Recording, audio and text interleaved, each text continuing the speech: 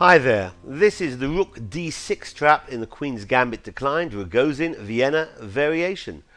White opens d4 after knight f6, c4, e6, knight f3 and d5. Common position where white plays knight c3 and here black can take on c4. This capture has been tried by Kasparov, Anand, Aronian, Topalov to name but a few. It's going to allow white to get a big center with e4. Black counters with bishop b4, pinning the knight on c3 and hitting the pawn on e4 with the knight. White plays bishop g5, pinning the knight on f6, and rather than play h6, black strikes at the center with c5. e5 targets now the knight on f6, but again black counters with c takes on d4.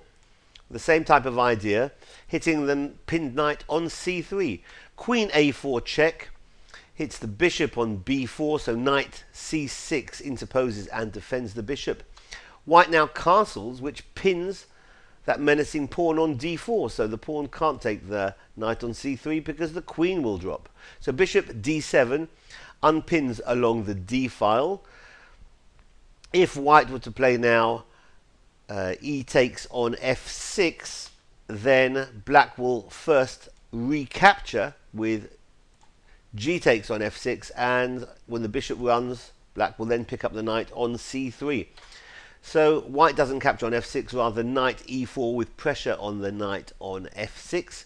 This is where black goes for the piece sack, quite common in the Ragozin Vienna variation, with bishop e7, the bishop retreating, allowing e takes on f6. Black recaptures g takes on f6, the bishop retreats to h4. Black is a piece down but has very active pieces with menacing pawns in the center. The rook now, the queen's rook, joins the attack with rook c8, and the best white can do is get the king off the c-file with king b1.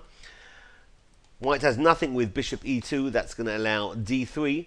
And if instead bishop takes on c4, then black picks up a piece with knight a5, unleashing the bishop on d7 to the queen, and the rook and knight going to pick up the bishop on c4. So the best white can do is king b1. Now knight a5 hits the queen, which drops back to c2. Black's going to have to defend that all-important pawn on d4 by playing e5. And the best now at white's disposal is to give back the piece with knight takes on d4. White really doesn't have anything else. Knight takes on d4, e takes on d4, rook takes on d4. White picks up two pawns for the piece. After queen b6, hitting the rook on d4, the most common move here is rook d6. Kasparov has played knight f6 instead, and Mehmediyarov and others have played rook d5. But after this common move, rook d6, black can equalize with the rook interposing rook c6. If instead black goes astray by taking that rook on off on d6 with bishop takes on d6, it's game over, because knight takes on f6 check is going to pick up the black queen in all variations. If the king goes to d8 or e7, then knight to d5 is going to be check and picking up the queen on b6. And if the king moves to f8, then knight takes on d7, forks the queen and the king, and it's game over. So this has been the Rook d6 trap in the Queen's Gambit declined Ragozin Vienna variation. Thanks for watching. Bye-bye.